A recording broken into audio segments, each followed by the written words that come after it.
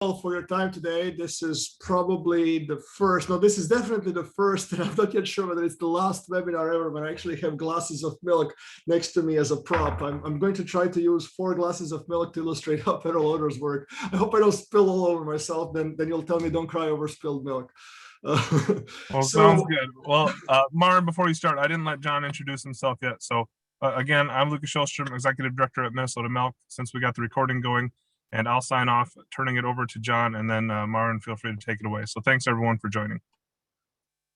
Thanks, Lucas. I'm John Holyfoot. I'm the Director of Government Affairs for Wisconsin Dairy Business Association. That's Minnesota Milk's counterpoint organization in Wisconsin. We're glad to be co-sponsoring this event. Hopefully it's just, as Lucas said, one step towards better understanding milk pricing and FMMOs. And now I don't want to delay the milk magic trick we're about to see any further, so I'll turn it over to Dr. Bozic. Thank you, guys. I just want to say, John, since you didn't, now it's public today, I'm joining the board of directors of Edge Dairy Cooperative in Wisconsin as an advisor to advise the dairy producers there on federal and state dairy policy issues, which I'm really humbled to have that privilege. The next 24 months are probably going to be quite consequential for milk pricing, maybe for the next decade. So I will do everything in my power to put the dairy producers in a driving seat of those reforms. And that's why I'm working with Lucas and his board in Minnesota for now 5-6 years. And I look forward to joining your organization as well. John. Yeah, we're incredibly happy to have you as well. So thank you. Okay, so the purpose of today is to demystify producer price differentials. We won't spend a ton of time. Oh, need to just shift which screen I'm displaying this at. Okay, let's see. There you go. Share screen. Okay, so this is the task at hand. This is a slide that was made about 2 months ago by my good friend John Newton, who is starting with Senate, I think this week or next, just left the Farm Bureau and will be writing the next Farm Bill on the Republican side in the Senate. So John made this beautiful slide, as he always does, on dynamics of producer price differentials and across 7 different federal milk marketing orders. And it's clearly showing a situation that was up until last year unprecedented. You know, negative PPDs are not a new phenomenon. We've had them with us for 20 years now, ever since the concept was introduced with an order reform in 2000. But they were always a very short-term phenomena. Usually would have some steep rallies that would come out of the blue, and then because of some intricacies of how milk pricing works, it would smooth out the milk uniform price a little bit one month to the next. We've never had a situation before where 9 out of 10 consecutive months have negative PPDs, and that's including the March of 2021. And it's troubling me, like, you know, and it's troubling probably everybody on this call. And I know that some are quick to dismiss this as just an accounting issue.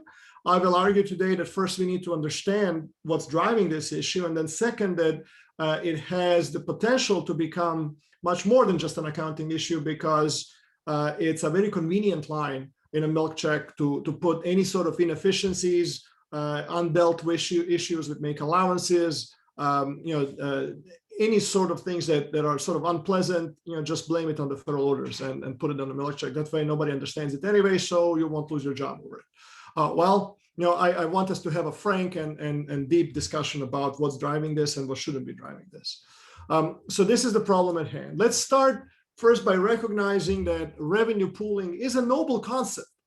In its as a central principle, it says that producers in an area, it is conceived that it is imagined, it is aspired to that under federal orders they should be paid just on quality of their milk and where their plant is, not on the particular processor that they sell their milk to. That we should all pool resources, get paid the same price based on quality, based on components, so that the race and the fight, if you will, competitive fight will not be among producers, but within each farm, the fight for higher quality of milk, for higher components in milk, for improving the quality of our business. So that's a noble concept in its core. And it would work in such a way that all processors, whether they're making a bottled milk or if they're making bottled milk or powders or cheese, would pool the resources, and then from that bucket, all producers would get their fair share just based on how much milk they ship, what their component tests are, and what the somatic cell count is. So that's the theoretical idea. But as Yogi Berra says, in theory and practice are the same. In practice, they're not. So let's see how this works in practice. First, let's recognize that it had some very beneficial effects on dairy producers over years. To this date, the farmer share of retail price for whole milk is the highest of a number of commodities when you compare it with beef, strawberries, tomatoes, sugar, flour, orange juice, etc. The whole milk has the highest share of that retail dollar going to producers. Now, it may not be exactly as it is. This was just one point in time a few years ago, but relatively speaking, it is very high. So in its core, at their core, federal orders ensure abundant supply of fluid milk, orderly marketing of fluid milk, and also prevent against market abuses that in absence of federal orders, so the theory goes, large milk buyers could exert their quite considerable negotiating power. So that's the positive side. And now let's talk about what's driving these PPDs. If we want to understand negative PPDs, we need to understand what's driving PPDs in general. And I will argue that there are 6 factors that we need to understand. And once we understand every one of them, this will be crystal clear on what's happening here. First factor that I will describe are long-term trends in utilization rates. Now, that's a fancy word for we are making more butter and cheese and powder, and we are selling less fluid milk. The utilization rate is how much milk goes to a particular type of dairy product. And over years in federal orders, as you will see some charts very soon, we've added more milk for manufacturing and less milk, unfortunately, for beverage milk. The second factor may not be the one that you thought about before. It's the rising protein tests. And I will show how when we improve cow management and we make and we ship more solids per hundredweight of milk, that actually comes back as a lower PPD because of the way the regulation is currently structured. The third factor are the spreads between class 3 and class 4 milk prices.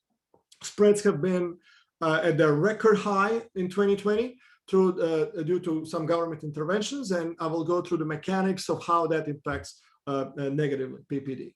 Advanced pricing, under current system, we allow bottlers to know the price of milk before the milk starts. The idea is that they will give those price lists to the retailers, so the retailers will have some certainty regarding milk pricing before the month starts. That introduces sometimes the discrepancy between the advanced prices, those prices issued before the month starts, and the full month average prices, and that can negatively affect PPDs, but it can also sometimes increase PPDs. So the long-term effect is about even. It's up and down, but you'll see that it's more of an annoyance than a concerning factor that can last for many months, like some of these others have.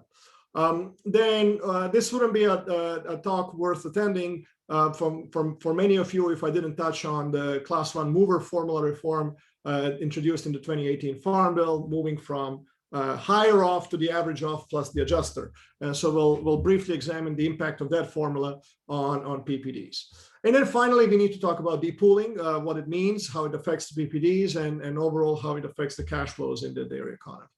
So I'm going to start with looking at the utilization rates. And this is the share of whole milk pooled on federal orders that was used in beverage milk over years. So at the end of World War II, 2/3 of all the milk that was pooled on federal orders, and we had many, many more federal orders back then, 2/3 of milk was going to beverage milk.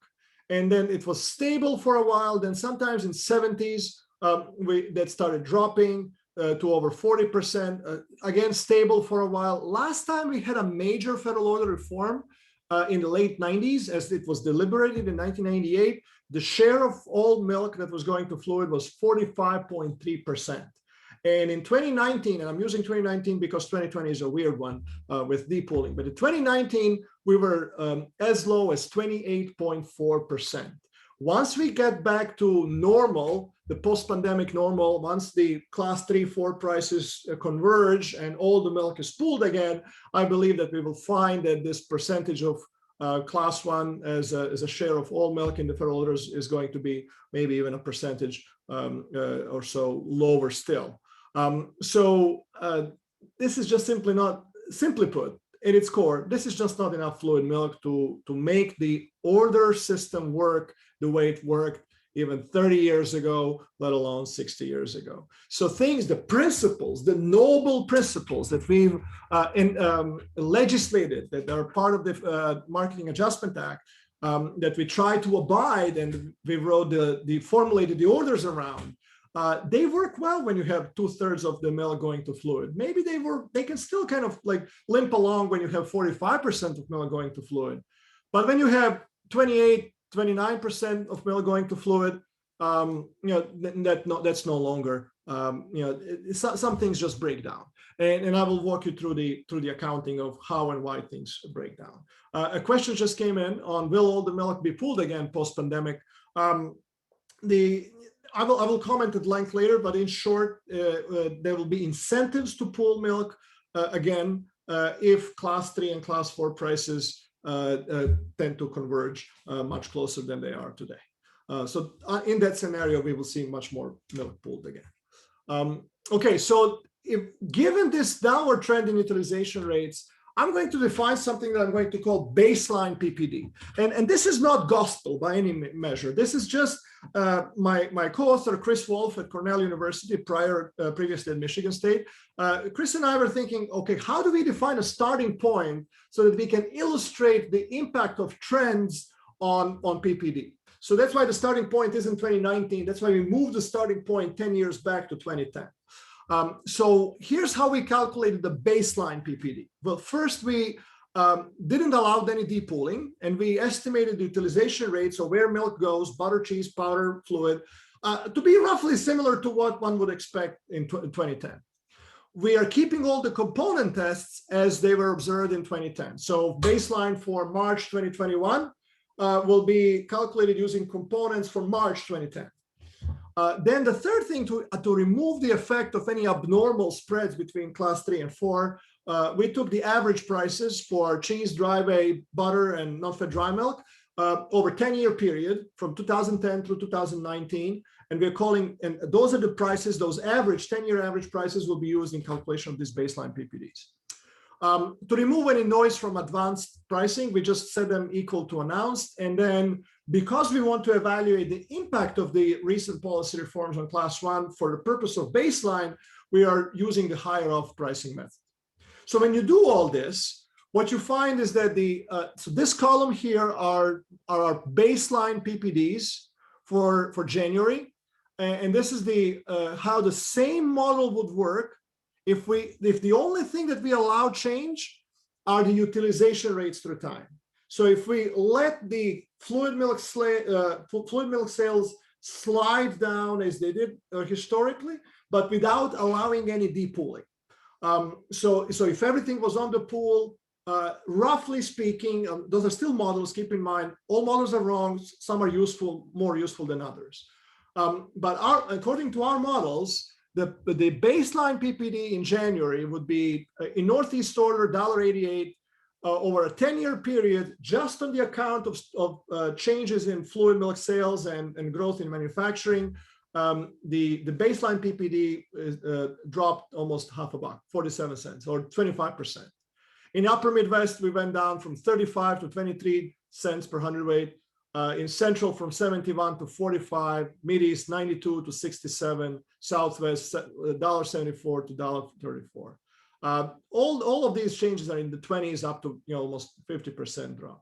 Why is it important to start with this? Because from a month to month changes, we tend to obsess with the most recent events, the class 3-4 spread, the class 1 mover, like a lot of things, very, very heated debates. And in the meantime, you have this glide towards zero in PPDs, or declining glide in PPDs. Why? Because we have more manufacturing milk and less fluid milk sales. And you can fix the spread. Government starts buying more butter, we export more powder, we add a little bit more cheese capacity, 3-4 spreads converges. We don't like the class 1 formula, go change it. Like, you can fix all of that. What you cannot change easily overnight, or maybe anyway, is going back to the class 1 sales we had 10 years ago as a share of manufacturing milk. You cannot fix that. So this is just our new reality, that our PPDs are trending down over time because we're adding more manufacturing milk to the pools, and we are losing class 1 sales. And that's pretty significant. Look, this is about 20-30% in a decade. So it's anybody's guess what's going to happen over the next decade, but it would be hard to argue that we are just going to flatline now from this point on, that this trends are going to stop. The next issue, the second issue, are the rising protein tests. First, let's recognize that they are indeed rising. They are seasonal, but this is for the Southwest order. Similar situation across other orders. I just chose one and didn't want to be just centered on the upper Midwest, because presumably this webinar is attended nationwide. So the protein tests have been steadily rising over the previous decade. We've learned how to balance amino acids better. There were more incentives to do that with protein prices rising. Just like there's improvement in overall cow genetics in terms of cow productivity, milk per cow, there is improvement in solids in component tests. And that's great. I mean, that we are making it's probably wonderful for our carbon footprint and a number of other issues. But when it comes to PPD, it does give us a little bit of headaches. And here's why. First, let's recognize that the protein tests have been rising in all orders. This is the 2008, 2009 to 2020, and you can see that whichever order you look at, you're looking at maybe 0.1, 0.2 percentage points higher protein test. So how do protein tests affect PPD negatively? This is a report that maybe you have never seen in your life. This is a report that's issued by the Federal Market Administrator in the upper Midwest, and all other market administrators issue something similar. It's just a spreadsheet, it's a PDF, but at the end, at its core is just a spreadsheet, accounting spreadsheet, where they count all the money coming into the pool, all the money going out of the pool, and then whatever is the difference between money in, money out, that's the PPD, and then they spread that across all the pounds, and that's what you see as PPD on your milk check. Okay, so when class 1 handlers, that's a fancy word for processors that bottle milk for beverage consumption, where they pay money to the pool, or their obligations to the pool, they're based on the skim milk. It's not based on protein. It's not based on other solids. It's based on skim milk pounds. So the protein test doesn't matter. Whether you have 3.1 or 3.3 protein, it does not affect directly, at least, the skim milk price per hundredweight that a class 1 handler has to pay to the pool. That's the, so they only look at the pounds of skim milk. On the other hand, when that same processor takes money from the pool to pay their patrons, now we count the protein test in that milk, and their patrons get to take money out, or they get to take money out to pay their patrons based on the protein test. And protein test and protein price, so the money out rises over time as protein tests grow, but the money in, based on the skim milk, because skim milk is always 3.1 butter, 3.1 protein, 5.9 other solids in 100 weight of skim milk. That's just the definition of skim milk. So the money in doesn't change with protein tests rising. Money out does grow, and that's reducing PPDs. So that's the first out of 2 reasons why rising protein tests decrease PPDs. The other reason why rising protein decreases PPD comes from the fact on how, what's being paid in for class 2 and class 4. So for yogurts and powders. When processors pay into the pool, they pay on the non-fat solids price. Non-fat solids price is not something that you see on your milk check, but that's just like the butterfat price is inferred from butter. Non-fat solids price is inferred from the price of non-fat dry milk. So when they pay in, the value for the skim solids that are used in powders or yogurts, they paid based on the non-fat solids price. But when the money is taken out to pay to producers, it's taken out based on the, this is a typo here, based on the protein price and protein test. This is, again, I'm going to see if I can just fix it right away so that.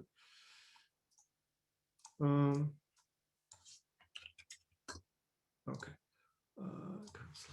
Based on the protein price and protein test. So again, going back to the spreadsheet, this number here, price for non-fat solids, and this number here, price for non-fat solids used in yogurts, those prices are almost always lower than the price of protein, with price of protein derived from the price of cheese.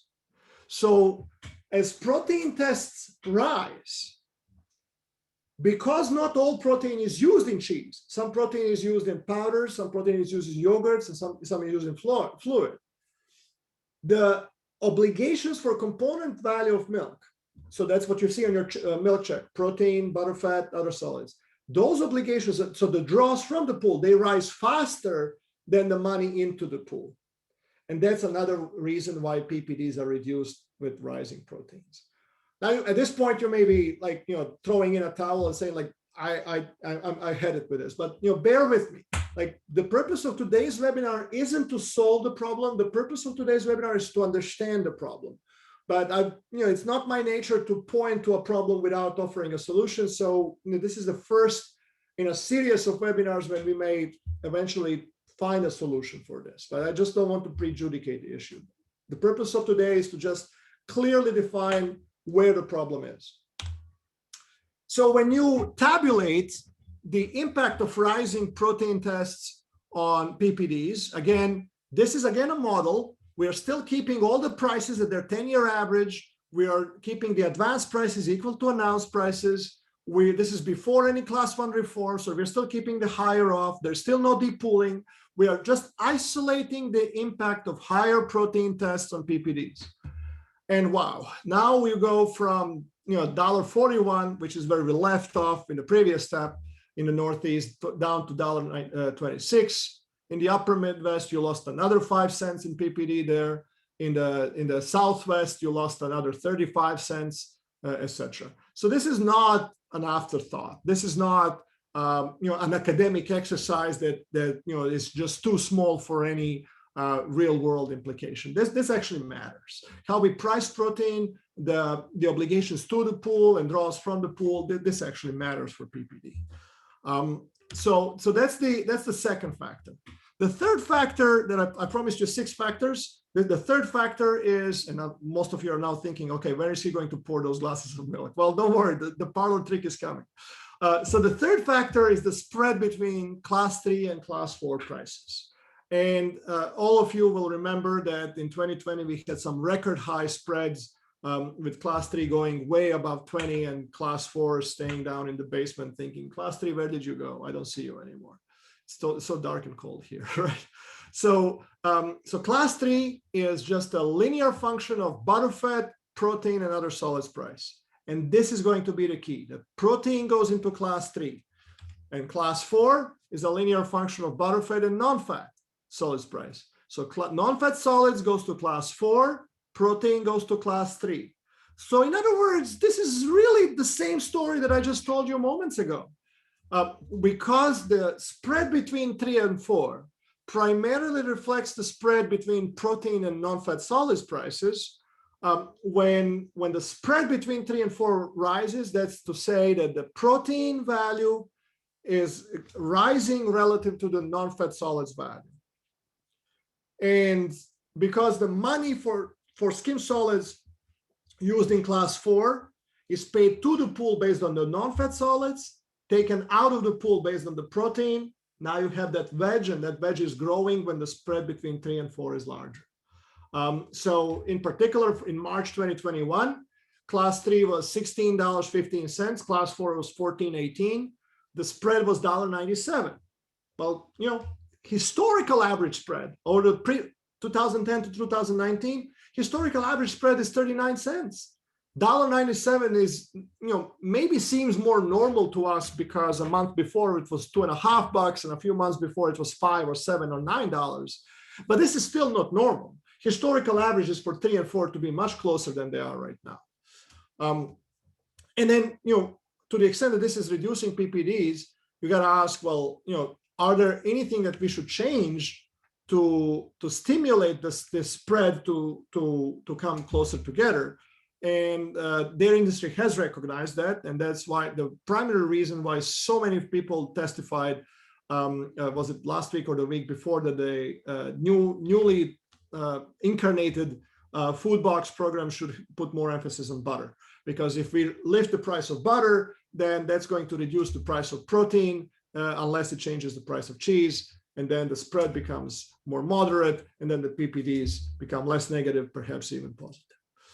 So that's why government purchases of butter for food box is the quickest way in the next few months to address this issue. Longer term, we got to make allowances. You got to deal with incentives to move milk from 4 to 3 and the other way around. But that's a story for another webinar. So in the order 30, in the upper Midwest, on the horizontal axis, I have the spread between 3 and 4. On the vertical axis, I have the difference in PPDs between 2 consecutive models that I just presented. One that keeps all the prices at a 10-year average, the other one that allows the true announced prices as they were really published. And as 3 rises above 4, PPD gets negative and does so in a hurry. So that's basically the same story that I presented before, just illustrated in a chart. Again, last year, 2020, was all about food box, all about government purchases, and that's what was driving the spread between 3 and 4. And so that's where we should probably find the biggest culprit for negative PPDs. I'll show you some decomposition into factors and relative importance here in a moment. Advanced pricing. Okay. So this one is very simple. Like if you were listening to any webinars on PPD maybe 10 years ago, you would have maybe Ed Jesse or Bob Kropp telling you how negative PPDs are just a short-term phenomena that happens when you have a cheese rally. You set the price for fluid by the middle of the prior month, and then Alpha Blue cheese rallies, and then suddenly the class 1 milk gets to take the protein from the pool at prices that are much higher than what went into the skim milk price that they pay to the pool. So it's in some sense the classical reason for negative PPDs. It doesn't stay very long. When you compare 2 consecutive models, with the only difference being that one allows for advanced pricing, the other one doesn't. So this is still before average of 74 cents. This is before any deep pooling is allowed. If you just look at these 2 models that have the only difference of advanced prices being either forced to be equal to announced or not, you see that there's for the most part, single or 2-month events.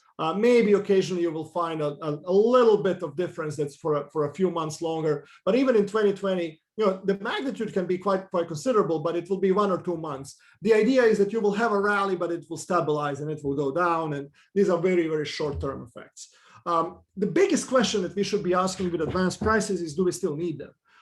We've changed the class 1 from higher off to average off so that the class 1 processors can more easily hedge their exposure. Well, if they're hedging their exposure, presumably they can tell retailers what the price will be without advanced prices.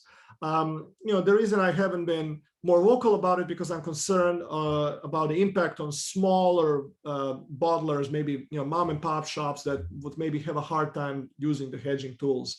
But I think that this is on the table. If we are going to talk about a more than just cosmetic order change, and making the system simpler, and easier for dairy farmers to hedge, I think that this needs to be part of the discussion. Now we have to go to perhaps the most controversial part of this presentation on class 1 mover change. And I live in Minnesota. I obviously consult for Minnesota and Wisconsin dairy producers. It's easy for me to have, if I'm not careful, it's easy for me to have an upper Midwest bias because, as I have friends in Georgia, I have friends elsewhere. I've taken deliberate step to put the faces behind numbers so that in my work I can be constantly reminded this is the work for people, not for statistics or some CV work. But even with all those biases, that I will be readily admit, some of what I say may not be very pleasing to some. So please don't take this as an advocacy in disguise. I'm going to offer several perspectives here, some of which you will find more favorable to your position than others. First, let's recognize that historically, the spread between 3 and 4 was much narrower than it was in 2020. When the class 1 policy change was changed in 2018, implemented in 2019, this was the history they were looking at, and much longer than that. I think they were looking either 10 or 15 or 20 years, something like that. And that's how they arrived at 74 cents. 74 cents at the time. So the idea was that prior to that reform, class 1 milk was always the higher of class 3 and a class 4 advanced skim prices. And then the reform said, no, that's difficult to hedge. Let's make it average of 3 and 4 plus 74 cents so that if we had the new system historically instead of the old system, it would be kind of revenue neutral. Well, 2020 was anything except revenue neutral.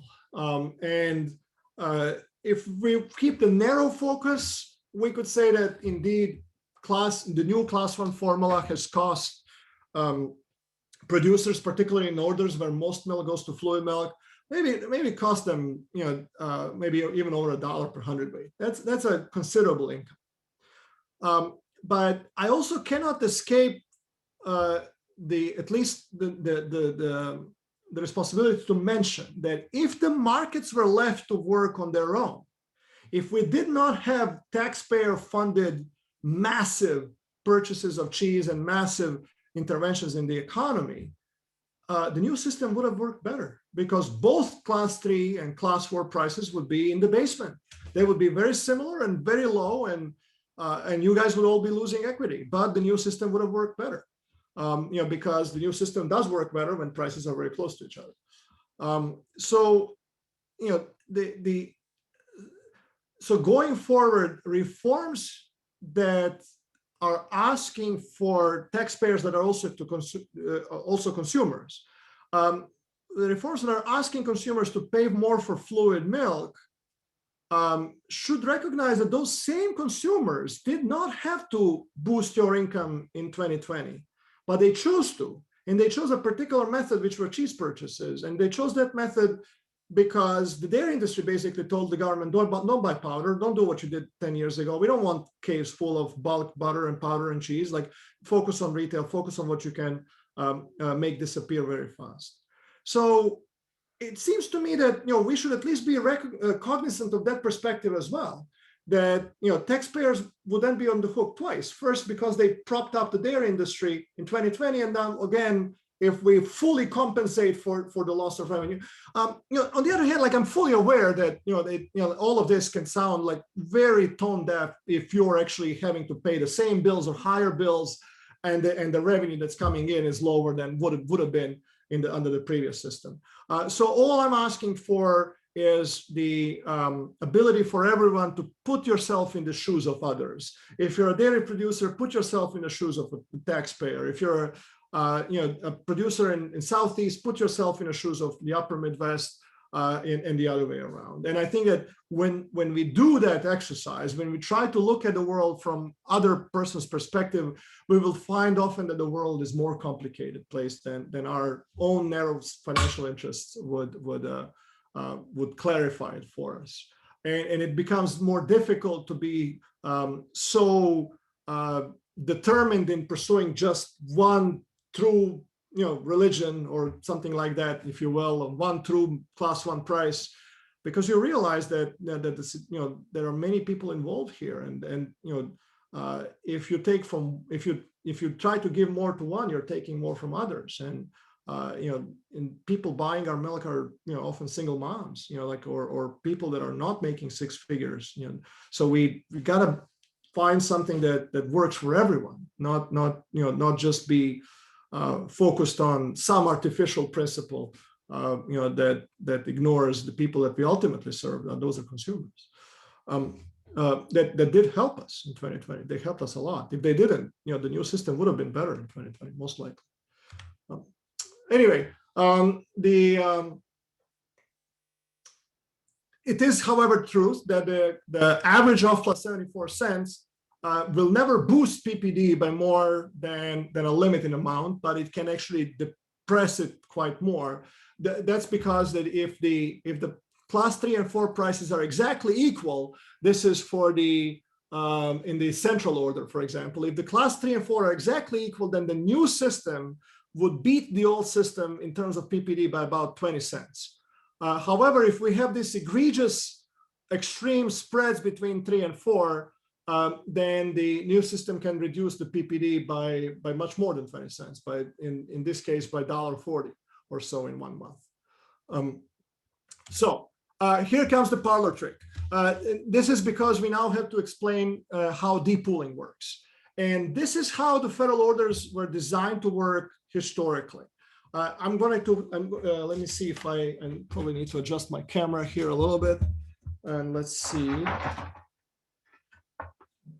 Need to see myself better. Oops, no. Bear with me, I'm doing this for the first time ever.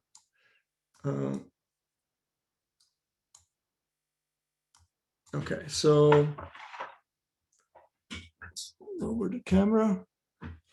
All right, so I'm gonna have 4 cups of milk that are going to represent 4 classes in the federal orders. So, and I'm going to stop my video sharing so you can see me better. So historically, the way the federal orders were working is that you had the class 1, the fluid milk, that was the biggest cup. Remember my slide with 67% of milk going to class 1 after the World War II.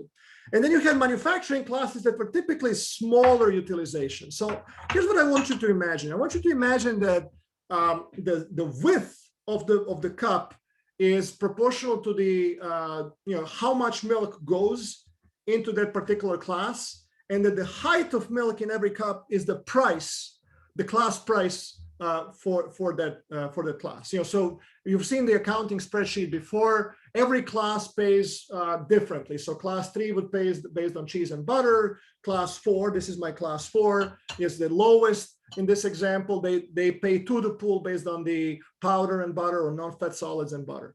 So historically, what we would do, we would say, okay, look at this. These other cups are smaller and they have lower prices. So let's take the revenue from fluid sales and pour it over to all other cups. I hope I don't spill it all over now. And pour it to all other cups so that everybody gets about the same. And we were able to do that. And we were able to do that easily. Why? Because there was so much milk in fluid sales. There was so much milk, there were so many dollars in fluid sales that the class 4 and class 3 and class 2 were relatively small players relative to how much we were selling in beverage milk. We never, ever intended that it will be the class 3 cup that would have to be pouring over revenue to other cups. When that happens, when the cup used for fluid milk sales becomes a much smaller one, I wish I brought a little, just a little shot. When the cup for class 1 is more than half empty, when we lose class 1 sales, and when we start knocking on the, let me go back to my screen sharing now. 3. when we start knocking on the class 3, when the class 3 is the major one, and we start knocking on class 3 and say, hey, can you please shell over some revenue to class 4? Because look at what happened to class 1 in the meantime. We don't have that many sales anymore. Class 3 is saying, you know what? That's not what I signed up for. The whole point of this federal order system was that we all stop fighting over beverage milk sales, that we all specialize what we're good at, and that we all participate in the class 1 sales. And now that we don't have class 1 sales that are big enough, now you're asking me to subsidize powder plants or yogurt plants. I don't want to do that. I'm out. That's called depooling. Depooling doesn't happen because people are selfish, because cheese makers or year prior would be powder makers, somebody is selfish. It happens simply because the system, the legal language of the system was based on the premise then the most milk will always be in the class 1, that will have plenty of milk in class 1 to pour over to other classes to make everybody get the same milk price. That is simply not the case anymore. That's why going forward, whenever you have this spread that is above normal between 3 and 4, you know, this being class 3 price, this being class 4 price, you will not see cheesemakers say, well, too bad, powder makers, let me help you out. We're buddies. Let's just pay our producers $2 less so that you can pay yours more. That doesn't work. That doesn't work. It was never really intended to work that way. And now we are seeing it manifested in practice. So depooling, it basically means that the class 1 is going to pour whatever little milk it has, it's going to pour on the lowest class. Class 3 is going to go out on its own. And class 2 may stay in and get a little bit of class 1 as well. But we are no longer, probably ever, going to be able to pay the same price consistently over many, many months and years to all the producers in the federal orders, because we don't have enough fluid milk anymore. It has nothing to do, I mean, let me put this in a little bit more formal way. You can try to force class 3 to stay in by making it more restrictive how quickly they can come back to the pool when it's advantageous to them. The only thing that you will do that way is push them out more permanently. And at least in the order 30, if anything like that is ever attempted, I think that would probably be the end of order 30, because most cooperatives that have a voice would, at that point, be more likely to kill the order than have it operate, in such, distorted way. In fact, a lot of fine details in the order formulation, and when you really dig below the surface, a lot of the nitty-gritties are all about how do we make the orders actually work, even for class 3 or class 4, even when we don't have enough class 1 milk to equalize prices for everyone. We got a question in the meantime. Let me just review. Okay, somebody liked the fluid milk. Well, yeah. Cheers. I'm glad you liked it.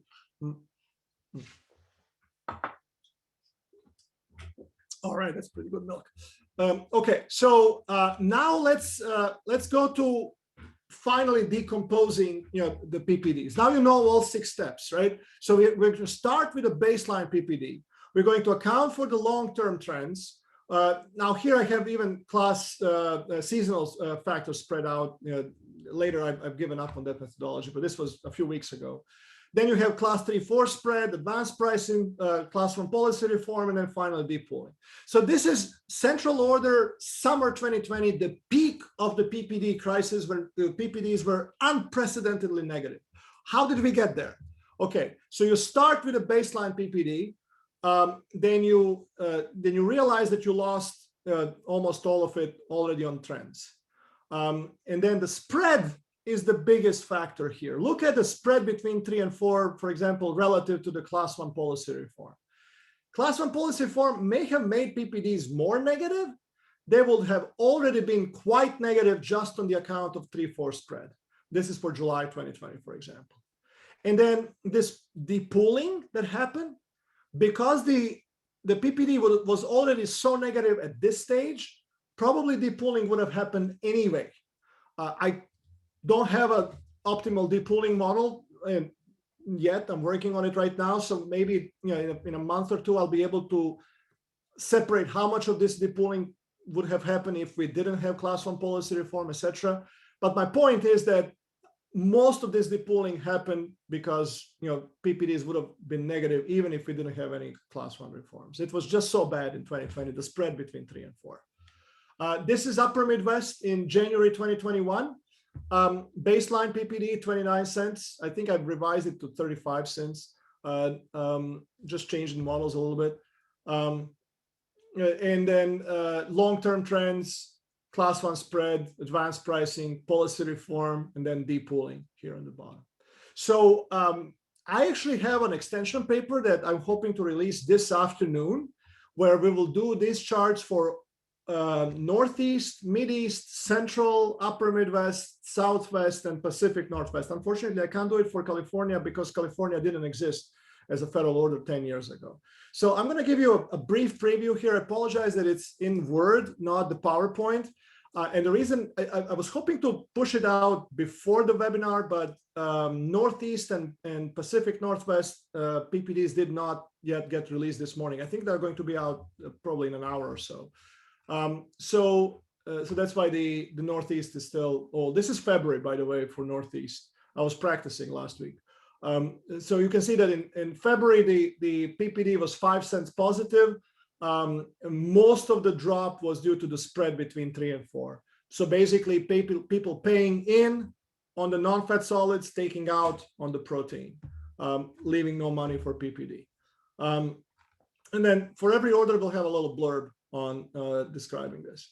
So Upper Midwest, this is March, negative 51 cents, baseline 35, lost 17 on the trends, lost 22 on the spread.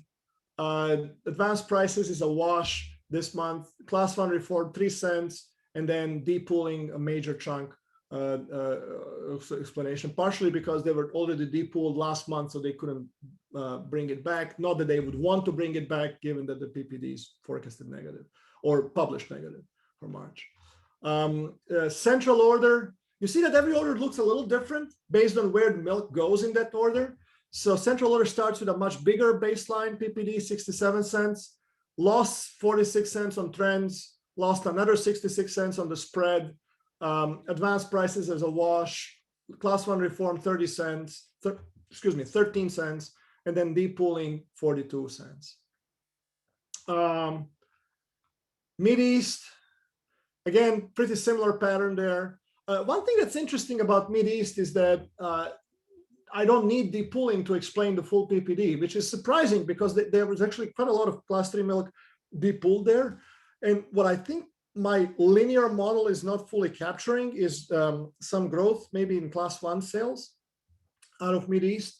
But I don't know yet. I need to spend 2 or 3 days more studying this order before I can speak with some degree of authority about it.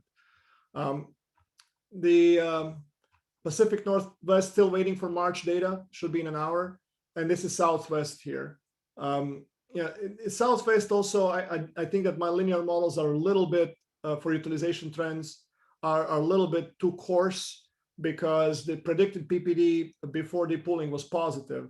And I would not imagine the depooling to be as prevalent as it was if the PPD was really predicted positive. So I think that I'm maybe underestimating some of the trends or impact of spreads in the Southwest order.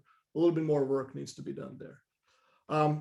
Anyway, so that's the PPD decomposition. We'll have 2 papers out today or tomorrow. One will be a research paper with Chris Wolf. That's for those among you who would consider yourself policy nerds. We'll go into great level of details on all of these models, how it works, math, formulas galore, geek out if you will. And then for all the rest normal people, we'll have the extension paper out. That I'm just previewing here. I just need to add some references, Pacific Northwest and the Northeast order for March. We haven't decided yet, but if there is a huge demand for this work, we'll be happy to issue this extension paper every month for the next few months as the PPDs are still negative. If it can help you, just reach out to John or Lucas or me directly and let us know, or Twitter at Marin Bozic. Let us know that you care to see these charts, and if I know that somebody actually cares for that, it will be easier to find time to do it. Okay, so we are at 7 minutes to 2. This might be a good stopping point. I have more slides on how do we fix this, but I'm kind of inclined to leave you a little bit on a cliffhanger so that you come for the next webinar as well. So this might be a good stopping point, and I think Lucas is our MC. Yeah, we can go back and forth. Thank you, Marin. People have asked for the slides and the webinar itself. Marin, you intending to release the slides? Yes. I'll share them with you, and then you can make them available as you see most appropriate. Wonderful. And I'll take the first question, and John, feel free to take the second question. But first question, you've kind of already covered. Should we go back to the higher of? And I know our intention here is to mostly be educational and not policy, but that's the question. If you have an answer, go for it, Dr. Bozic. The simple answer is that at this point in time, I don't believe there is sufficient consensus among their industry participants that would make higher off a viable proposal that AMS would actually adopt. So in some sense, it doesn't matter what I think. The industry, here we are, April 13th. If there was a consensus for higher off, for return to higher off, there would be already a request for emergency hearing co-signed by IDFA and National Milk, and it would have been done. You've seen no such submission because there is no such consensus. So I think that I just don't see that happening.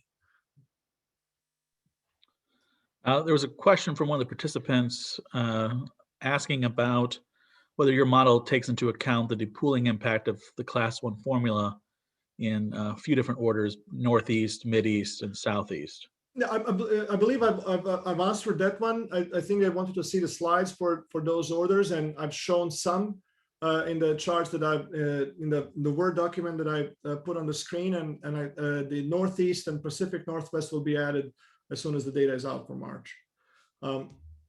I see the question from Mitch Bruning. Hey, Mitch. Can a fix in one order harm a different order? Would love to hear more on what you have in mind there. Not quite sure that I follow your thread. In general, most of the policy reforms that are currently being discussed would affect either all orders or orders. Yeah, they would affect all orders. So if we change Class 1 formula, that's affecting all orders. If we change make allowances, that's affecting all orders.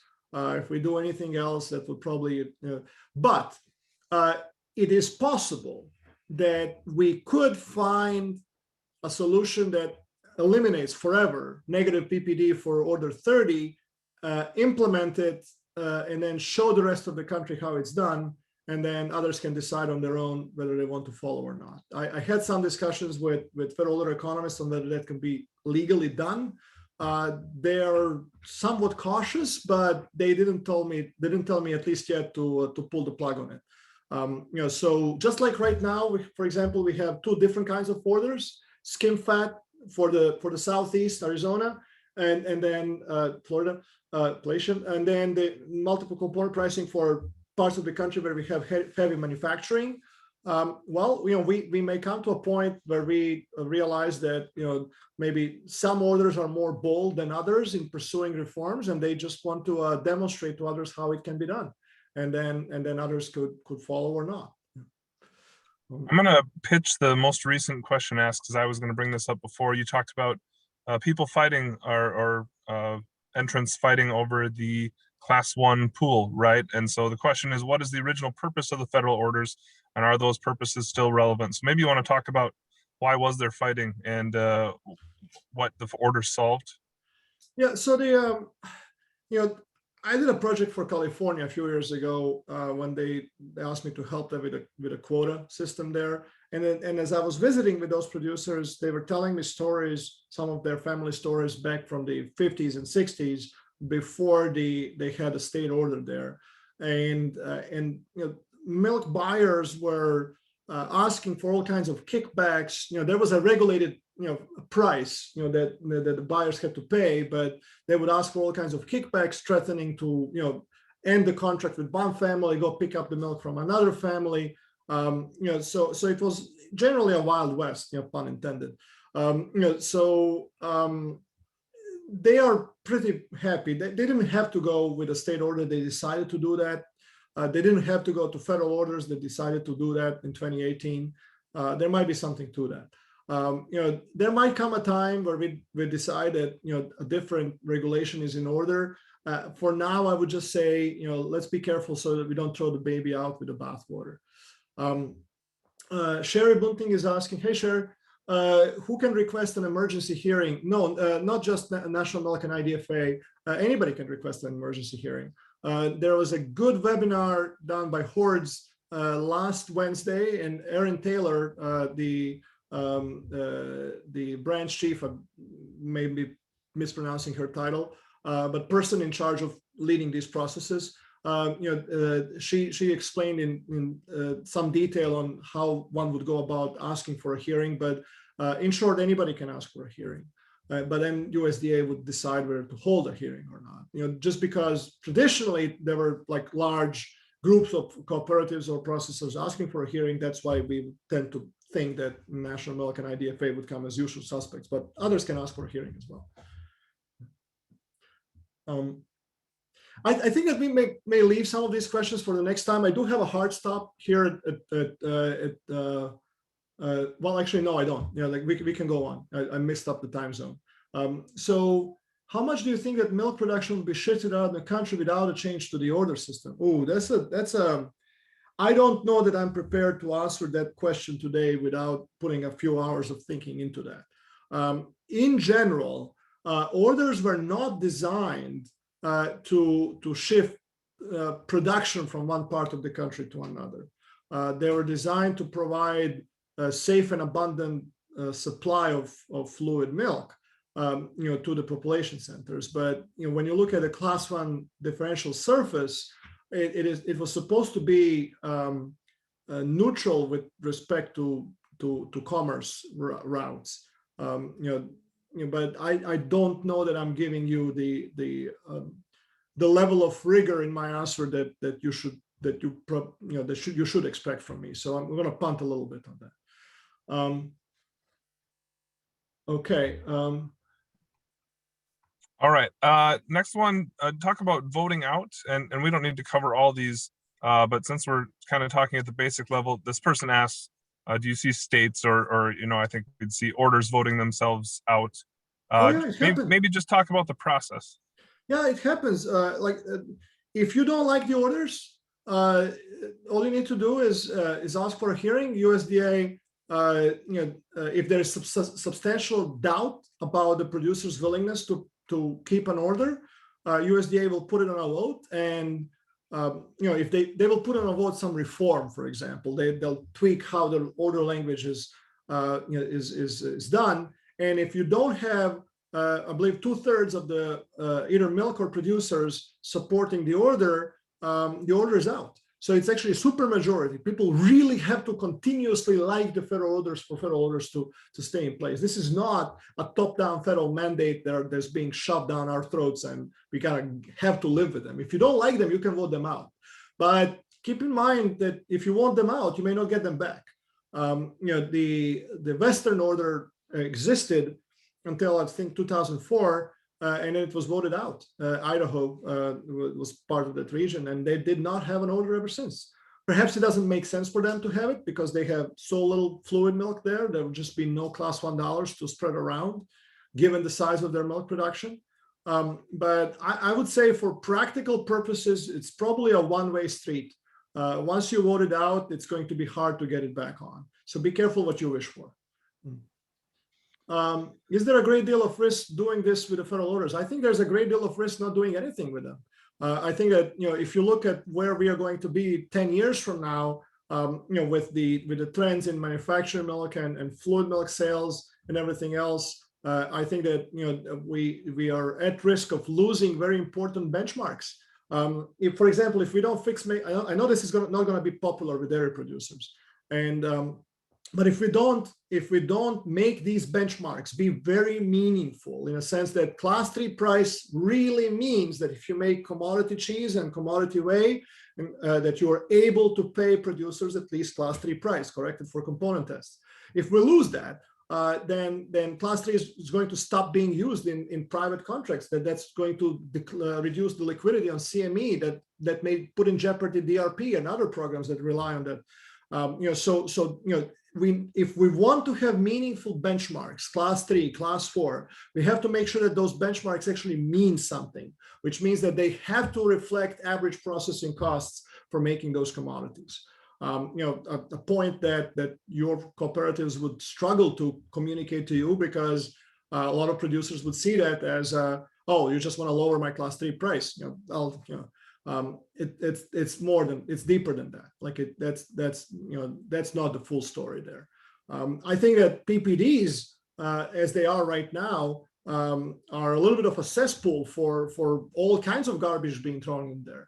Not just the federal order, this is your PPD, but like, look at your milk check. The chances are you'll see a different number, than the one that's printed for your order. And you have no idea whether that number is fair or not. I don't want to assume that it's unfair. I'm just telling you, you have no way to validate whether it's fair or not. Because of the lack of any regulation on the use of those. Can I put Coca-Cola in the name of my company? No, I'll get sued by next Tuesday. So why are people allowed to use that official term, producer price differential, and put whatever number they want in it? You own the cooperatives. They should be able to, they are able to pay whatever the producers are on the boards, are allowed, willing to allow management to do. Just call it something else. Call it market adjustment fee. Call it, we didn't sell the products at the price we thought we would, fee. But don't call it PPD. Don't put it on federal orders. If you have a private processor that has depooled, there's nothing stopping them from putting a PPD line on the milk checks. I'm not saying that that's necessarily a prevalent or widely spread activity, but there's no regulation about it right now. I think that if we don't make federal orders more trustworthy, at some point we might have a rebellion against them, and we may lose more than we would wish after the fact. So I think there's a great deal of risk not doing anything with federal orders. Sorry, John, there's another question here. And we might just be able to scratch the surface of this, but producer is asking for how you suggest they approach milk price hedging with the variability that's out there because of the depooling and.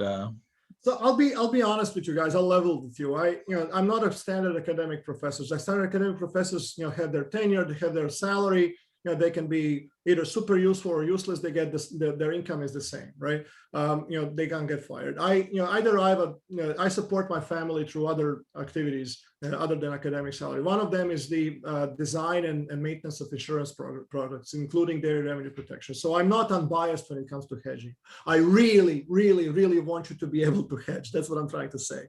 I don't get any commissions when you actually do. That's what your crop insurance or livestock insurance agents get. But USDA does pay me a little bit to make sure that trains run on time every afternoon with the DRP and livestock risk protection as of recently. So I really, really care that you are able to hedge for partially financial reasons. So full disclaimer there. And I'm very frustrated that you are not able to do that right now. I'm very frustrated with that. And I day in and day out, probably 12 hours a day, I'm thinking how these orders can be reformed so that that you look at your milk check and you exactly what you need to do, that the basis risk is low. I mean, everybody understands cheese price can collapse, powder price can collapse. That's the business we are in, right? Like we don't have universal basic income or any sort of guaranteed government pension, but you should be able to manage it. You should be able to take proactive measures to put some floor under it if you start early enough, at least, right? And under the current system, with the way it's designed right now, there are some producers that are shipping milk to fluid milk handlers who cannot depool, and those producers just have no way to put in a stable hedge that can have a reasonably low basis risk, because their milk check can be driven either by powder prices or cheese prices, depending on which way the wind blows that year. For others, that are shipping to manufacturing processors, the good way to start is by looking not at what's pulled on the order, but what your company actually makes. Because your milk price is going to be more aligned with what your company makes than what the federal order is. It's just going to be represented in this weird way with a PPD plus a protein, even if you're shipping to a powder maker. So those are some general thoughts on that. But I would personally love to see a milk pricing system that aligns milk checks more closer with what you can use to hedge that exposure. Well, I got one more comment, Dr. Bozic, and then we're gonna sign off. We've got 5 or 6 more questions that we're just not gonna get to today in effort to keep these short, but we will let them lead our next one. So sorry to Corey, Ben, Dick, Adam, and Sherry. But Steve has a comment here. If make allowances are off by 25 cents over the last 10 years, that would mean the mover was overstated by 25 cents for the last 10 years. And the class 1 sales were all made at a higher price than if make allowances were up to date. Especially in the high utilization areas. Thoughts on that comment? Do you believe it to be true? Does that give good credence for make allowance changes? And again, sorry to everyone else, but after that, we will sign off. So what Steve is saying is the following, if you allow me to rephrase. If make allowances are out of whack, if the true processing costs are higher than what we currently build them in the federal order formulas, that's going to affect producers in different areas of the country differently.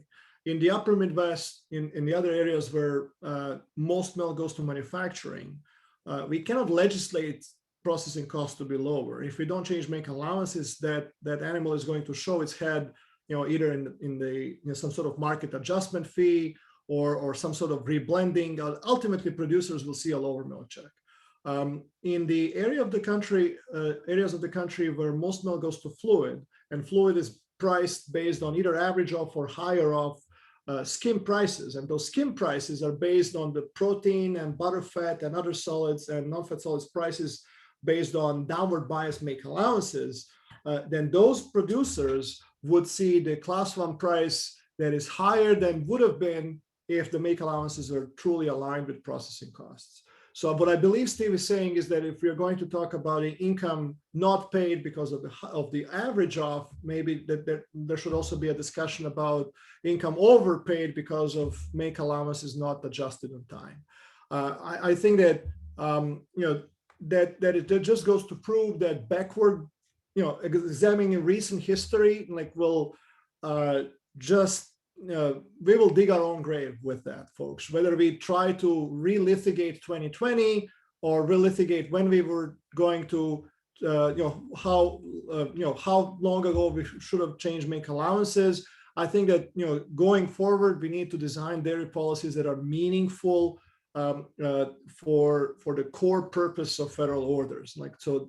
Orderly marketing, not distorted relationships between manufacturing classes, proper incentives to move milk to where it's highest value. So from powder to cheese, when cheese is higher, from cheese to powder, when powder is higher, etc. I fully understand where everybody's coming from, and I feel for you. But you don't need an academic to tell you something that you already know. There is no consensus for going back to what we had. It's just not on the table. So you can be righteously or not so righteously agreed with that, but if you're going to be a pragmatist and a realist, you got to focus on what's at the table. You got to focus on looking for solutions that actually can reach a consensus going forward. That's just that's just reality. So well, thank you so much for your little more than an hour here, everyone, and especially you, Dr. Bozic. John did have to go, so on behalf of him and speaking for the fine people at Dairy Business Association of Wisconsin, and on behalf of Minnesota Milk, and of course, Dr. Bozic, thanks for your thoughts, opinions, and analysis. We will do this again soon. We haven't pre-scheduled anything, but we will get those next questions answered in the next webinar. And thank you for your time. Have a wonderful Tuesday, everyone, and hope to see you all again on this subject soon. Thank you. Thank you all.